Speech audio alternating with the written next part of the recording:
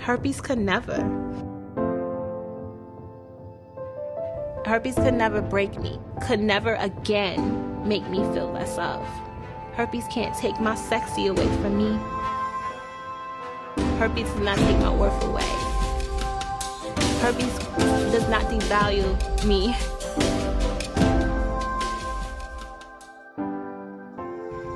Herpes can never. Hi, my name is Shayna Singleton, aka the Herpes Goddess, and yes, having me is a big flex. I am the founder of Herpes Can Never, growing the largest herpes awareness community of over 283K because I inspire people to love themselves more. The mission at Herpes Can Never is to make everyone feel uncomfortable and to be at war with the stigma until the herpes community feels comfortable being open about their status and proud of their sexuality. Welcome. Now, today I just wanted to talk about herpes versus HIV versus all other STDs, period, right? For some reason, women and men within the herpes community like to stigmatize people within the HIV community as a way to seek validation, to seek acceptance, so when they don't accept themselves, as a way to downplay their own virus by putting emphasis on someone else's virus. And I don't like that. I don't even have HIV, and I don't like that. We cannot stigmatize one community and then try to break the stigma for ourselves. That's not how that works. This is across the board. Keep the same energy for all STDs, because the truth of the matter is, yes, HIV used to be a killer, but now they have done so much research on the virus that if someone with HIV goes undetectable, they cannot pass the virus on to you.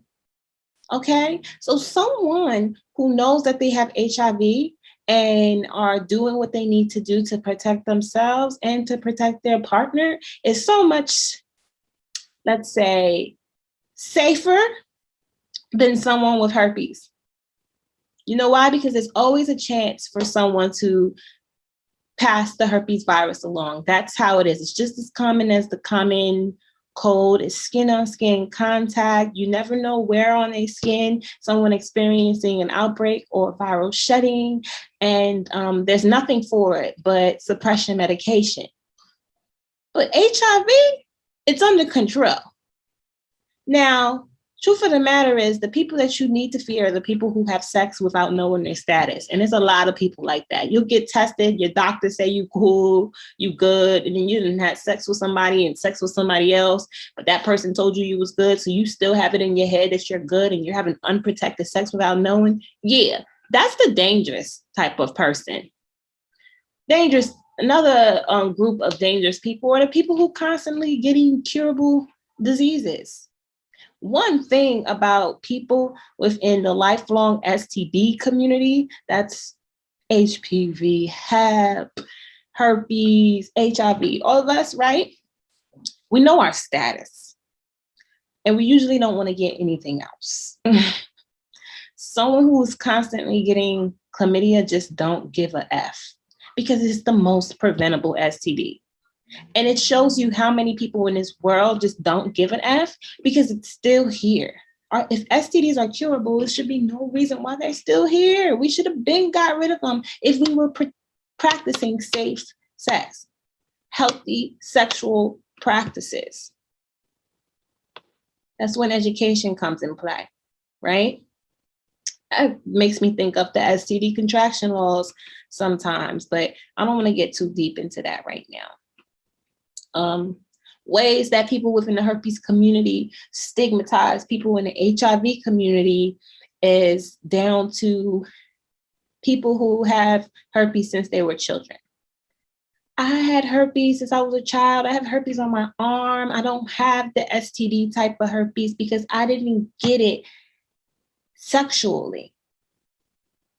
And it makes me sit here and think, so you're telling me someone who was born with HIV, they didn't get it sexually, but they don't have the STD kind, so they don't have to disclose, they don't have to say anything?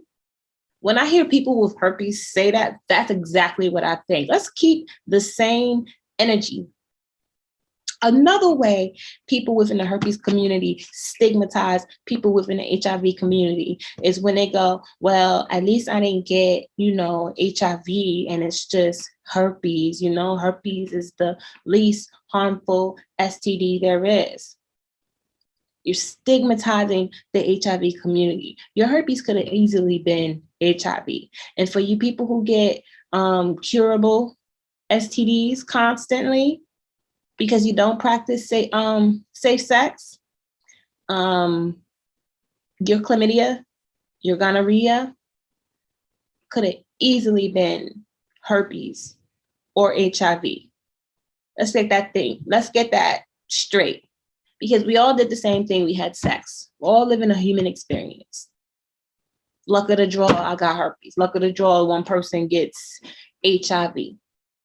But how can we say we want to break the stigma that surrounds herpes, stigmatizing a whole nother community?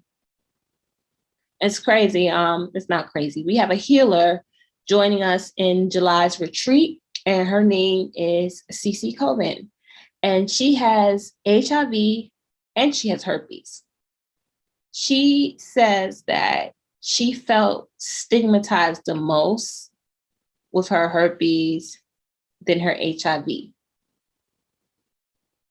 This is an interesting topic to me, because here I am making a whole video about how people within the herpes community stigmatize people within the HIV community.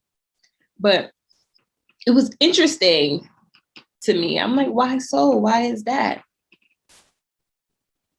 Maybe it's because she got herpes after HIV. I'm not sure. But if you're curious, I can't wait to hear what she has to say July 16th to the 17th. I'm very interested in her story. We also have Kaylee, who is the AIDS baby on Instagram. She was born with HIV. She will also be a part of the retreat, ready to share her story with us. That's neither here or there. If you're interested in the retreat, go to www.herpescannever.com. I also have my link tree information in the description box below. Summary to this conversation is, we cannot break the stigma for ourselves, stigmatizing a whole other community. What this is, it's STI phobia. It's a thing. It's really a thing. And not only is it a thing with people who don't know their status, with people who don't have STDs, it's a thing within the community. And that's why the stigma thrives, because you're scared of your own self. You're so scared that you don't even take the time to learn your virus, to learn the history about it, to learn how to maintain it, to learn how to make your life easier, to learn how to keep your partner safe. You don't even spend that time learning it because for some reason the stigma does not allow you to accept it to get to that point with your herpes. When you hear yourself stigmatizing someone else, even down little subcategories within the herpes community, when people say, yeah, I got herpes, but I only had one body, or I only got it, had sex with 2 different people, so I didn't get it from being promiscuous. I got it because I trusted someone. Think about how that sounds. I know women who have 2 bodies and are way more dangerous to sleep with than women with 50. Because I know women with 50 who are legit sexually responsible. They require to see STD results. They still use protection and they do everything necessary for themselves not to contract an STD. Yet I know some women with 3 bodies that don't get tested, and they just have unprotected sex because they trust the person. They're in love, and they can't possibly have anything because they only been with one person. Yeah, those type of people, dangerous, irresponsible, and reckless. And those are the type of people who spread STDs. Going on a rant now, but I love having these conversations. I love to hear y'all feedback. I love to hear what y'all gotta say. This is just my opinion. Again, I am the herpes goddess. Please, your support. I need it. It's free. Like, subscribe, share, comment. I need you. I love y'all. Peace, love, and light.